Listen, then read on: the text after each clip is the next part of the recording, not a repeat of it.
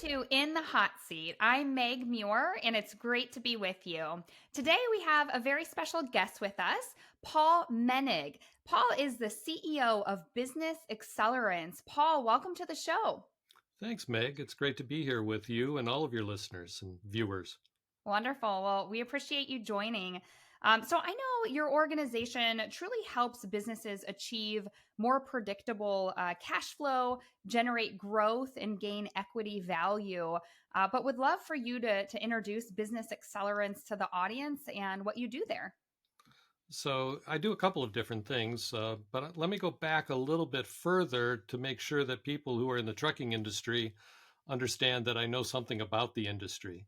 Great. So back in 1985, I was working at Eaton Corporation Mhm. in industrial automation, and they asked me to teach the transmission group over in Galesburg, Michigan, how to write software and document software for automated mechanical transmissions. So that became the start of my journey into the trucking industry. So I spent from 85 to 88 kind of teaching them about software from a remote location in corporate world. In 88, I started working there and actually developing the automated mechanical transmissions, a little bit of work with anti-lock brakes that Eaton was doing at the time, as well as radar guidance systems. The Hmm. original Eaton VORAD was something that I worked with. And then in 94, Freightliner, our largest customer for Eaton, said, come on up, as opposed to come on down in the game show. And I had a chance to come out here to Portland and work on the Century class, the Argosy, the new medium duty, the conversion of the Ford to the Sterling product line, the Cascadia, and other things. And so that gave me a lot of background in this industry that I've just absolutely come to love, put Sure. me in contact with lots of suppliers and customers. Yeah, absolutely. Then in 2012, I left the corporate world and started consulting. Okay. And I specialize in manufacturing, technology, and transportation because of the background that I have.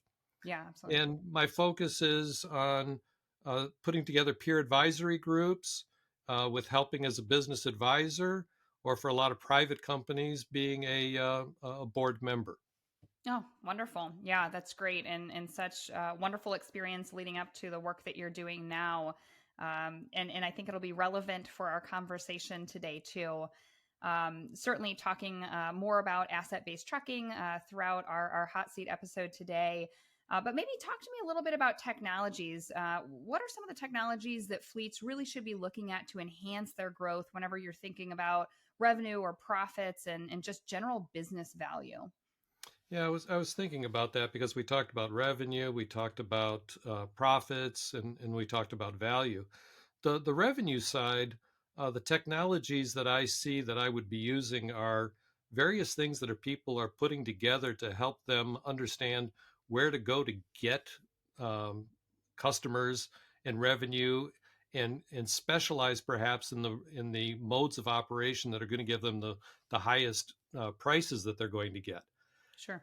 Doing the profits sounds pretty easy. It's just, check to see that you're not paying too much for outside services, checking that you're handling your trucks and making sure that they're properly maintained and getting the best, using the right tires, maybe using tire pressure controls in order to make sure that you're getting the best mileage out of the truck. But there's something in between the revenue and the profits, which is cash flow. And so you can have great revenue, you can have great profits on paper. All that depreciation of the assets, Yeah. helps drive the profits down. But if you don't have the cash flow to pay your drivers, to pay your subscriptions that you have, that's going to be a problem. And then the value comes down to, how do you make your business more attractive to somebody who wants to buy you? A Hmm. couple of thoughts I had is, if you're in the right niche, let's say you're doing refrigerated transport right now. Hmm. Another would be, do you have the best trucks that are getting the best mileage and are still under warranty? Uh, Another would be making sure that you've got the right processes in place, the training for your drivers, the training for any technicians you might have would be important to me to be able to increase the value. So that kind of handles revenue, profits, cash flow, and then the value of your company if you're thinking about trying to get somebody to buy your company eventually. Yeah, I think free cash flow is always prevalent, certainly whenever we take companies to market. Customer concentration, right, and market served and diversification in that regard too. So that ties right aligned to your revenue comments as well. Absolutely.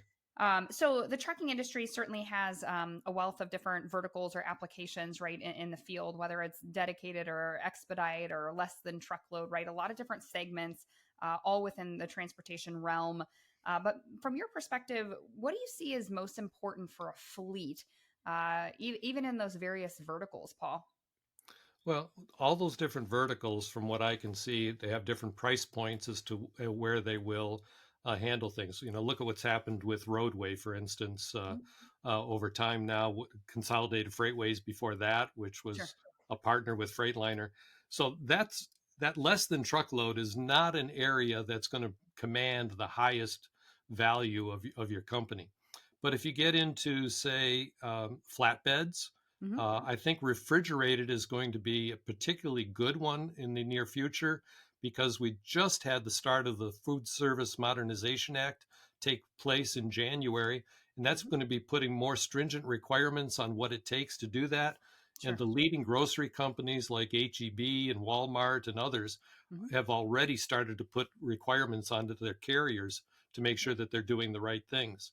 Sure. An unusual one that I've always run across is if you're carrying large plates of glass. People have tried to make a good thing out of that, but it's a very, very small niche Hmm. tied to construction of large high rises and things, I think. So I guess I wouldn't recommend that one. Yeah. Specialized is a good one, um, I think, as well, for being somewhere where you're going to be able to command the highest prices per mile for your Yeah. carrying uh, is where you might want to go after. Yeah, absolutely. Somewhat insulated, right, from traditional freight or over the road rates, and more of the spot rates, right, Yeah, transactional volume. spot rates. I mean, look at what's happened to them in the last 6 months, where they went up tremendously and then they dropped tremendously, Sure. and they do that all the time. Yeah. So it's really about balance, right? Having a good balance on your contracted side as well. Yes. So obviously, you've spent a large portion of your career on the equipment side. Really, what should a fleet consider whenever they're thinking through what type of equipment they should run? So, especially what's happening with the improvements in the engines and the Hmm. fuel mileage that they're getting. If I were looking at a fleet and I wanted to buy them, I would want to make sure they have the best equipment that their money can afford to have. Hmm. The newest equipment is going to be the best, especially if it's still under the 3-year warranty that is typical that people would get. Yep. That's going to be attractive to me. If they have the right engines that are getting the best fuel economy that they can get, I mean, they should be getting better than 6 miles per gallon, maybe even 7 or 8. I Yeah. mean, the industry can achieve 10 and 12 miles per gallon now. That's rare, but I do know companies like Maverick who regularly are at the top of the list of doing fuel economy. Uh, Tires uh, are Hmm. always a big issue, and there's continuous improvements in the tires. I just listened to some presentations about the second generation of the super truck program, and tires were again a big improvement in all four of the people who got funding from the federal government to look at how to improve the fuel economy or the ability to carry weight with those. So those would be the ones that come top of mind. Sure. I'd also be careful about what ELD I've chosen. Mhm. There's some things happening now with the self certification, and FMCSA has started to crack down on some people that their ELDs are not working. Some ELD companies are going out of business and leaving the carriers uh, hanging with what they're going to do, and they have a very short time to be able to replace that. Yeah, no, that's great, and that also ties into ESG and all the corporate requirements there too. Whenever you think about economy and carbon footprint. And, we could probably spend an hour just on that topic alone. Well, I'm very glad that the SEC backed off on type 3 emissions, which Mm-hmm. would have been very difficult for uh, a, a manufacturer to figure out what their fleet is doing, or all their fleets are doing for the type 3 emissions. So I'm glad they backed off on that. Yeah. So I know you've written two reports already for Technology and Maintenance Council of the American Trucking Association. Talk to the audience about what is important, specifically around trailers for fleets to consider. So I find it interesting because, I spent most of my career working underneath the tractor with the transmissions and the Mhm. brakes and the axles and stuff. Yeah. And then I got to work on the tractor itself. And there was always this crazy thing over there called a dumb trailer that was being pulled by me and I could care less about. Um, but as I've gotten into consulting and working with people and seeing what's happening with technology, uh, now that we have a lot on the tractor side, the trailer is becoming more and more technological in what it can do. So we've got the first thing was the anti-lock brakes in 2001 timeframe that they became required, and Mhm. now we're 20 plus years on. There should be almost no trailers out there that are running Yeah. that don't have anti-lock No brakes on breaks. them at this Yeah. point in Sure. time. The next thing was tire pressure control. PSI in Mhm. particular became very popular on the trailers because it would compensate for any leaks. So that's almost a requirement. Then telematics has grown dramatically in the last decade from less than 25% usage by the trailers of the fleets running the trailers to now in excess of 45, 50%. I just talked with one fleet at the Technology and Maintenance Council, Mhm. and they had just outfitted 3,000 trailers Wow. that they have in the last 6 months with trailer telematics. They Yeah. were kind of a late comer to making Yeah. use of it. Sure. The refrigerated fleets, the requirements that are being put on them, especially in California, are going to Mhm. drive people to having telematics in the uh, refrigeration units. Unit. Yeah. And then we've got lots of people bringing products to market that connect all the different sensors on the trailer to be able to do a better job of managing the maintenance, the loads that are on them, and the fuel economy that's coming from the trailer side of things. So Yeah. that's what we tried to do. The first report looked at all fleets. And from that study, we saw that trailer refrigerated fleets were going to be a leader in doing it because they had more requirements, legal requirements coming on them. And Sure. that has been the case. So I'd encourage anybody who's a member of TMC, which could be a lot of your listeners, to Mhm. at least get the executive summaries, which are free for those reports. Yeah, no, that's really helpful. Yeah, I think the telematics on the trailer side. Also, you just mentioned maintenance in particular, and on our side of it, we've certainly seen deferred maintenance kill many deals, right? And so, Mm. asset-based organizations that have the ability to actually capture and maintain data in a meaningful way, PMs, et cetera, that's incredibly important as part of the process. Well, if I were Not if just I that, were a buyer, I'd much rather have all that data in front of me in a nice report as part absolutely. of my due diligence than to have to send somebody out and go inspect the trailers Sure. and hire a special person to go do that.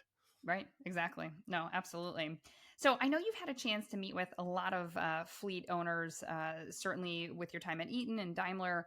What do you admire, really, Paul, about those businesses and the owners that you've dealt with over the years? I have found some of the owners to be exceptionally good negotiators Hmm. with the tier one suppliers as well as with the OEMs. Hmm. I Sure. have found them to be exceptionally good business people. Uh, I've also found them to be good family people along the way. A couple that come to mind that I've worked with, I had a chance early in his career to meet Kevin Knight Oh, yeah, and sure. stand in front of trucks with him Hmm. and talk with him about what was right or wrong with the trucks that we were producing. And look where he's gone at this point in time. Sure. Tremendous growth. Yep. Another would be the C.R. England brothers. Hmm. Having had a chance to visit with them in their corporate headquarters and talk with them and negotiate with them. Schneider was always another big company. Schneider really had a good handle on their operations and what was done and where they were making money and how they were making money. Yeah. Good maintenance practices. And look what they've done with the acquisitions that they've made over time. So if I'm at Schneider, I'm looking for a company probably a lot like mine in terms of how they run the company. Yeah. No, it was really incredible during my time there, just understanding how they operated the business and decentralized P&Ls with 30 locations coast to coast. It was really unbelievable how they structured it. So that's helpful. So I know there's a lot to cover in the due diligence phase, right, of any transaction. Oh yeah. It's everyone's favorite part of the process, right? But on both sides, whenever you're the buyer or you're the seller. And I know that you have access to a tool that our audience might be interested in hearing more about. Tell us a little bit about what that is. So it's called Clarity, and there's two different levels of it. But the first level has 25 questions in it, Okay. and they cover the major areas of due diligence. For instance, you mentioned making sure that you have not too much concentration in one particular set of customers, Yep. which can be very common in our industry because it's great for a fleet. Hey, I got this private fleet, I got this contract that's good for 5 years. I'll put all my emphasis into that, and then they represent 50% of their business, and That's right. Yeah. suddenly something happens and they're no longer making any revenue. Yep. So that would be one of the 25 questions would deal with your concentration of your customers. Another would be with your leadership team. Hmm. Another will be with your documentation of processes. So there's 25 of them, and that's a small list. I'm sure you've seen. I have copies of due diligence lists that are 350 questions. Oh yeah. Yeah. That's You talk it's about deal fatigue. That's where it happens, right? And it can. yes. Yeah. So on my website, there's a strip along the very top in red with some letters saying, click here. Uh-huh. Sure. And you can take that 25 question analysis Okay. uh, for free. Okay. It will ask you for your NAICS, your North American Industry Classification Code, Hmm. so that it compares you to the right types of businesses. Sure. And it will also ask you for where you are because it'll try to say, well, if you're in the Northeast region, there's one set of things there. If you're in the Mhm. West, it's another things. If you're in the Southeast, it's another set of criteria that you're using. It'll want to know if your size, because the larger you are, the better your multiples will be when you're looking at selling your business. Mhm. So that kind of information will be asked for to make sure that they're giving you the best information. And you'll get a report saying, how do you compare to others in your area, and be able to decide, well, of those 25 areas, where do I need to most improve to Sure. make my business attractive? Yeah, no, that's great. As you think about those questions that are asked too, and the kind of modes or verticals that we were talking about, it's all about weighted risk, like you're saying, right? And so we like to do a risk assessment or analysis up front. And as you get into more of the specialized side of hauling, generally we see those risk factors they can increase with things like customer concentration, right? It's more common if you're in a very specialized, segment of trucking that you're going to have greater customer concentration, right? And so that assessment seems like it would be ideal for people to take and just learn more about maybe some gaps that they need to solve for in advance of a potential exit. It's a great start, and one thing you can do is have your leadership team take it as a team, and then prepare a report that looks at each of the people, because many times the business owner has too rosy a picture of Sure. how good they are, Yeah. and their team has a little bit more nuanced opinion Sure. of how well they're Sure. doing. Yeah, almost like a 360, right? Assessment where you Yeah. guys can compare around the table. Yeah, no, that's great. Tell our audience where can they reach you? What is your website, Paul? So the long website is businessaccelerants.com, Okay. where the accelerants is as in accelerating things. Yep. But honestly, if you just type in paulmenig.com, it'll get you to me. Awesome. That's I'm perfect. lucky that there's very few Paul Menigs in the world, so I was Perfect. able to get that. And then Good. on my website, there's a link to be able to contact me and schedule time to meet via phone or FaceTime or Zoom Okay. uh, to talk with me. That's the easiest way. And I'm of course on LinkedIn. Perfect. Well, we always like to end this segment on what you are most optimistic about for the coming year for 2024. So, what would you share with our audience, something that you're most optimistic about for the coming year? Wow, that one is tougher in an election year. That's true. um, okay, I'm most optimistic that the interest rates are going to get cut. I'm not as confident as others are that it will be in June. I think it might be a little bit Later. later into the third quarter, but I do expect that they will get cut. Yeah. Um, I think that 24 is going to be a tough year for new vehicle production from everything I see, and that it'll get better after that. Sure. Everything is pointing upward for 2025 and stuff. So Good. that's the best Well, I can do, Meg. no, that's good. Less volatility for 2024 is more known, and we'll take that for now, right? So, well, Paul, thank you so much for joining us. It was great to have you on the hot seat.